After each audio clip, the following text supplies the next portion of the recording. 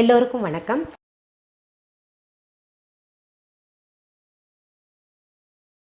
சிறுதானிய புலாவ் செஞ்சு காமிக்க போறேங்க.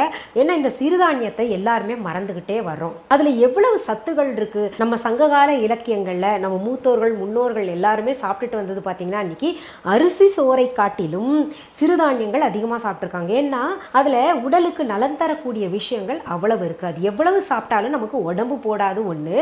இன்னொன்று, இயற்கையாகவே நம்ம உடலுக்கு அது நல்ல பலன்களை தரக்கூடியது. அதனால தான் பார்த்தீங்கன்னா அந்த காலத்தில் நோய் நொடி இல்லாமல் எல்லாருமே வாழ்ந்தாங்க. இன்னொன்று, உடம்புக்கு நிறைய வேலை கொடுத்தாங்க. அதுவும் ஒன்று முக்கியமான காரணம். சங்ககால இலக்கியங்கள் என்ன பண்ணியிருக்காங்கன்னா, இந்த வரகரிசி, கைக்குத்தல் அரிசி, திணை, சாமை, ராகி, கம்பு இது எல்லாத்தையுமே பார்த்திங்கன்னா தினசரி உணவாக சாப்பிட்டுக்கிட்டு வந்திருக்காங்க. இப்போ என்ன பண்ணுறோம், நம்ம எப்போவாவது அத்திப்பூத்தார் போல் யாராவது வலியுறுத்தினா மட்டுமே அது சாப்பிட்டுக்கிட்டு வர்றோம். அந்த மாதிரி நம்ம முன்னோர்கள் சொன்ன இயற்கையான உணவுகளை மறந்து வந்துக்கிட்டு இருக்க காரணத்தினால்தான் தான் பார்த்திங்கன்னா இன்றைக்கி பல நோய்களை வாங்கிக்கிட்டு உட்காந்துட்டு இருக்கோம். என்ன நோயினே தெரியல, வாயில் பேரே நுழையில அப்பேற்பட்ட நோய்கள் எல்லாம் சந்திச்சுட்டு இருக்கோம். அதுவும் சின்ன குழந்தைகள்லேருந்தே இப்போல்லாம் நோய் அதிகமாக தாக்கப்படுது. என்ன காரணம், நமக்கு இம்யூனிட்டி இல்லை. பொதுவாகவே பார்த்திங்கன்னா இந்த நோய் தாக்குறது எதனாலன்னா, நம்ம உடம்புல நோய் எதிர்ப்பு சக்தி கிடையாது, குறைஞ்சிக்கிட்டே வருது. அந்த நோய் எதிர்ப்பு சக்தி எதில் அதிகமாக இருக்குது நம்ம உணவுகளில் அப்படின்னு பார்த்து சாப்பிட்டோன்னு வைங்களேன், ரொம்ப நல்லது. இப்போல்லாம் நம்ம என்ன பண்ணுறோம்னா, வாய்க்கு ருசியாக எது இருக்கோ அதைத்தான் சாப்பிட்றோம். அதில் என்ன நல்லது இருக்குது, எது கெட்டது இருக்குது, விட்டமின்ஸ் எவ்வளோ இருக்குது, ப்ரோட்டீன்ஸ் எவ்வளோ இருக்குது அப்படின்னு கால்குலேட் பண்ணிட்டு சாப்பிட்றதே கிடையாது. இந்த சிறுதானியங்கள் கூட பார்த்தீங்கன்னா உங்களுக்கு நல்ல சுவையாக சமைச்சு சாப்பிட முடியும். ஆனால் கொஞ்சம் நமக்கு இப்போ அவசர காலகட்டத்தில் ஓடிக்கிட்டே இருக்கிறதுனால உட்காந்து யோசித்து செய்கிற அளவுக்கு யாருக்குமே நேரம் கிடையாது. அதனால் இப்போ பார்த்தீங்கன்னா இந்த சிறுதானியத்தில் வரகரிசியை வச்சுக்கிட்டு நான் இன்றைக்கி வரகரிசி புலாவ் செஞ்சு காமிக்க போகிறேன். அதுலேயும் பார்த்தீங்கன்னா உங்களுக்கு இந்த வரகரிசியை சாதாரணமாகவே உடம்புக்கு சேர்த்துக்கிட்டால் ரொம்ப நல்லது. அதுலேயும் பார்த்தீங்கன்னா இதில் ப்ராக்கலி அண்ட் பன்னீரும் சேர்க்க போகிறேன். அது ரெண்டுமே உடம்புக்கு ரொம்ப நல்லது.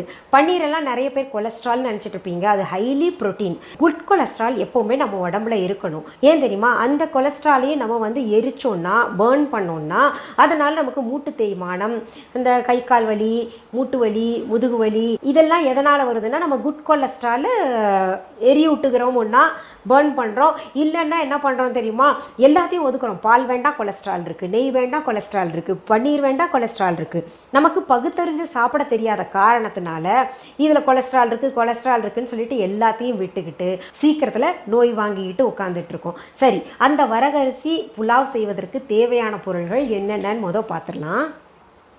வரகரிசி 1/2 கிலோ, பொடியாக நறுக்கிய பெரிய வெங்காயம் 1, சிறிய துண்டுகளாக நறுக்கிய பன்னீர் துண்டங்கள் 200 கிராம், சிறிய துண்டுகளாக நறுக்கிய ப்ராக்கலி 1 கப், புதினா இலைகள் 20, பச்சை மிளகாய் 4, பூண்டுப்பல் 7, நெய் தேவையான அளவு, எண்ணெய் தேவையான அளவு, கிராம்பு 4, ஏலக்காய் 2, பட்டை சிறிய துண்டு, உப்பு தேவையான அளவு. வரகரிசி புலாவ் செய்வதற்கு தேவையான பொருள்கள் என்னென்னு பார்த்துட்டோம். ரொம்ப கொஞ்சம் தான் இருக்குது இல்லையா. வரகரிசி புலாவ் செய்வதற்கு நான் கிட்டத்தட்ட பார்த்தீங்கன்னா 2 டம்ளர் வரகரிசி எடுத்திருக்கேன். அதாவது 1/2 கிலோ வந்ததுங்க.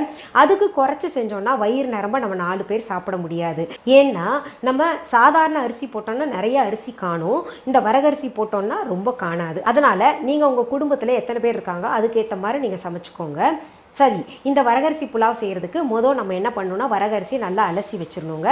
அடுத்தது உங்களுக்கு இந்த பச்சை மிளகாய், பூண்டுப்பல், புதினா 3ஐயும் அரைச்சி வச்சுக்கணும் மிக்சி ஜாரில் போட்டு. இப்போ நான் அதை அரைச்சிக்கிறேன். அடுத்தது அடுப்பில் நான் ஒரு குக்கர் வச்சுருக்கேங்க. இப்போ செய்முறைக்கு போயிடலாம். பாருங்கள், அடுப்பை பற்ற வச்சு நான் குக்கர் வச்சுருக்கேன். அதில் நம்ம நெய் அல்லது எண்ணெய் போட்டுக்கலாம், இல்லை ரெண்டையும் சேர்த்து போட்டுக்கலாம். அது உங்களுடைய ஆப்ஷன். நான் பார்த்தீங்கன்னா 2ஐயும் போட போகிறேன்.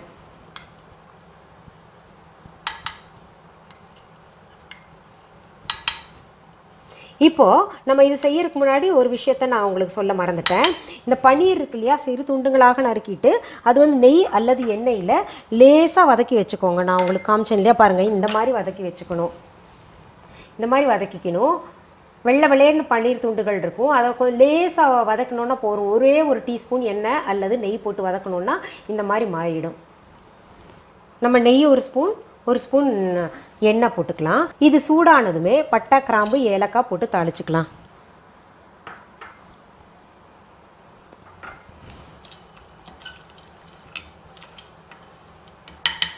இப்போ இது பொரிஞ்சிருச்சு. அடுத்தது நம்ம வெங்காயம் போட்டுக்கலாம்.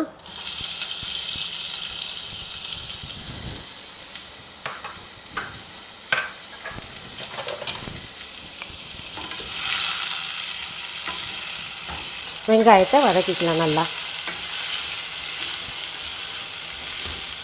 அடுத்தது நம்ம இந்த புதினா, பச்சை மிளகா, அப்புறம் பூண்டு அரைச்சி வச்சுருக்கோம் இல்லையா, அதையும் போட்டுக்கலாங்க.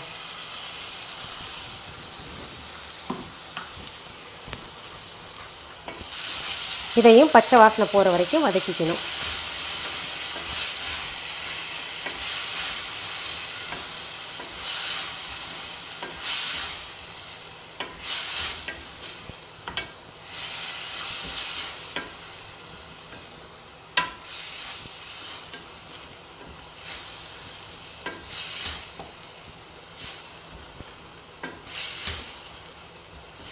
இந்த புதினா நல்லா பச்சை கலரில் இருக்குது பார்த்தீங்களா? இது எங்கள் வீட்டு மொட்டை மாடியிலே இருந்து பறித்தோம். அதனால தான் ஃப்ரெஷ்ஷாக அப்படியே பச்சை பசேல்னு இருக்குது. இது பச்சை வாசனை போயிடுச்சு. அடுத்தது நம்ம தண்ணி சேர்த்துக்கலாம். இந்த டம்ளரில் தான் நான் அரிசி எடுத்தேன். அதே டம்ளரில் நம்ம 2 டம்ளர் தண்ணி ஊற்றிக்கலாம். ஏன்னா ரொம்ப குழஞ்சிரும் இதுக்கு மேலே போட்டோம்னா. இப்போ இதில் பன்னீர் துண்டங்களை சேர்த்துக்கலாம்.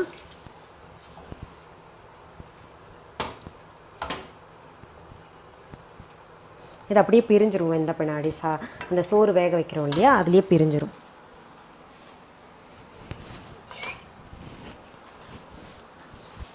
அடுத்தது ப்ராக்கோலி சேர்த்துக்கலாம்.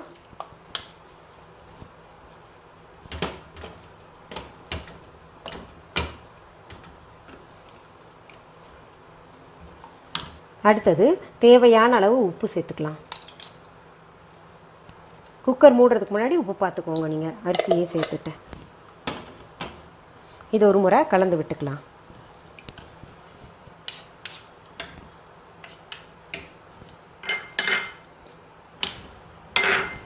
இப்போது இந்த வரகரிசியும் சேர்த்துக்கலாங்க.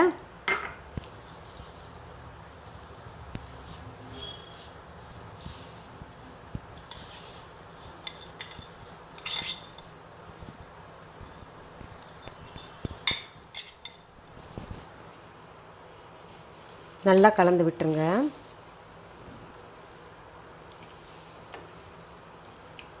உப்பு பார்த்துக்கோங்க. இப்போ மூடி போட்டு வெறும் 2 விசில் எடுக்கலாம். நம்ம போதும்.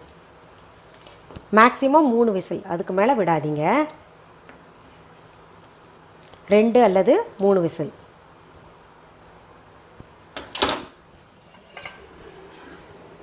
இப்போது விசில் வர்ற வரைக்கும் காத்துக்கிட்டு இருப்போம். பாருங்கள், நான் சொன்னது போல் 2 விசிலில் எடுத்திருக்கேன். எவ்வளோ அழகாக வெந்திருக்கு பாருங்கள். அரிசியெல்லாம் பக்குவமாக இருக்குது. இந்த புலாவ் நான் 2-3 தடவை தான் செஞ்சுருக்கேன். ஒரு க்ரியேட்டிவிட்டி தான் இது. செஞ்சு பார்க்கலாமேன்னு செஞ்சு பார்த்தேன், நல்லா வந்தது. அதனால தான் உங்களுக்கு இப்போது செய்து காமிக்கிறேன். இந்த வரகரிசி புலாவ் செய்கிறதுக்கு நமக்கு கிட்டத்தட்ட ஒரு 15 நிமிடங்கள் போதுங்க. அவ்வளவு சுலபமாக செய்யலாம்.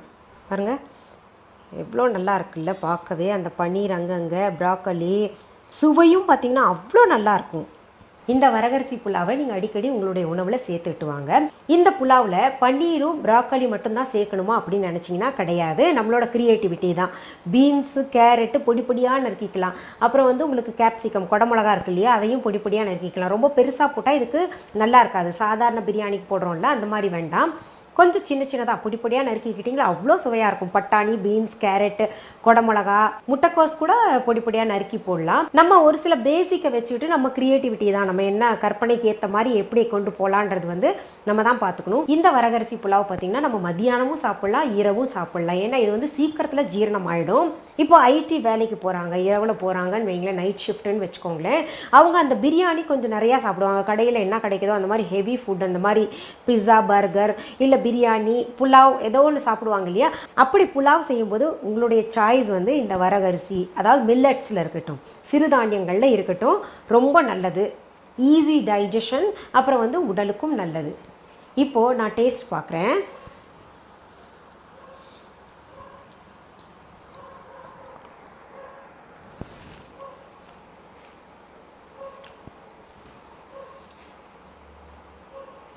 ரொம்ப சுவையாக இருக்குங்க, ரொம்ப பக்குவமாக வந்திருக்கு. இது இப்படியே சாப்பிட்ணுமா, தொட்டுக்கருக்கு ஏதாவது வச்சுக்கலாமான்னா, நீங்கள் ஏதாவது உங்களுக்கு வெஜிடபிள் குருமா இருந்தாலும் நல்லாயிருக்கும். இல்லைன்னா சிம்பிளாக நான் சொல்கிறேங்க, அது ரொம்ப நல்லா பொருந்தும். இது கூட என்னென்னா வெள்ளரிக்காய் தயிர் பச்சடி, இல்லாட்டி வெங்காய தயிர் பச்சடி, இல்லைன்னா வெள்ளரிக்காய் வெங்காயம் தக்காளி சின்ன சின்னதாக கொஞ்சோண்டு தக்காளி போட்டு அந்த தயிர் பச்சடியும் செஞ்சு சாப்பிட்டு பாருங்களேன், அவ்வளோ நல்லாயிருக்கும். சரி, இந்த எபிசோடில் உங்களுக்கு சமையல் செய்து காமிச்சிட்டேன். அடுத்த எபிசோடில் வேற ஒரு நல்ல தலைப்போடு உங்களை எல்லாம் சந்திக்கிறேன். அது வரைக்கும் நன்றி, வணக்கம். அன்பான வாடிக்கையாளர்களே, உங்கள் விஹா ஸ்டோரில் பூஜை பொருட்கள், சிலைகள், ராசிக்கற்கள், வாஸ்து பொருட்கள், விதைகள், பாரம்பரிய அரிசி வகைகள், சிறுதானியங்கள், ஆர்கானிக் பொருட்கள், மூலிகை எண்ணெய், மளிகை பொருட்கள், மரச்செக்கு எண்ணெய், மரப்பொருட்கள், வெள்ளி ஆபரணங்கள், கிஃப்ட் ஆர்டிகல்ஸ், காட்டன் மற்றும் பட்டு புடவைகள், காட்டன் சுடிதார்கள், பட்டு பாவாடை, குழந்தைகளுக்கான விளையாட்டு பொருட்கள், ஹை குவாலிட்டி இமிடேஷன் நகைகள், வீட்டு உபயோக பொருட்கள், ஜூட் பேக்ஸ், ஹேண்ட்மேட் சோப்ஸ், அழகு சாதன பொருட்கள், சிறுதானிய பிஸ்கெட்டுகள், ஹோம் அப்ளையன்சஸ், இன்னும் பற்பல பொருட்கள் விற்பனைக்குள்ளது. விஹா ப்ராடக்ட்களை நீங்கள் வாங்க விரும்பினால் அது எங்களுடைய viha.online வெப்சைட் மற்றும் சென்னை ராஜா அண்ணாமலைபுரத்தில் உள்ள எங்கள் விஹா ஸ்டோரில் மட்டுமே கிடைக்கும் என்பதை தெரிவித்துக் கொள்கிறோம். வேறு எந்த ஆன்லைன் வெப்சைட்களிலும் விஹா ப்ராடக்ட்கள் விற்பனைக்கு கிடையாது என்பதை நீங்கள் கவனத்தில் கொள்ள வேண்டும். எங்கள் விஹா ஸ்டோரின் விலாசத்தை கண்டறிய கூகுள் மேப்ஸில் விஹா ஸ்டோர் என்று டைப் செய்தால் வழியை கண்டறியலாம். www.viha.online வெப்சைட்டிலும் விஹா ஸ்டோரின் அட்ரஸ் உள்ளது.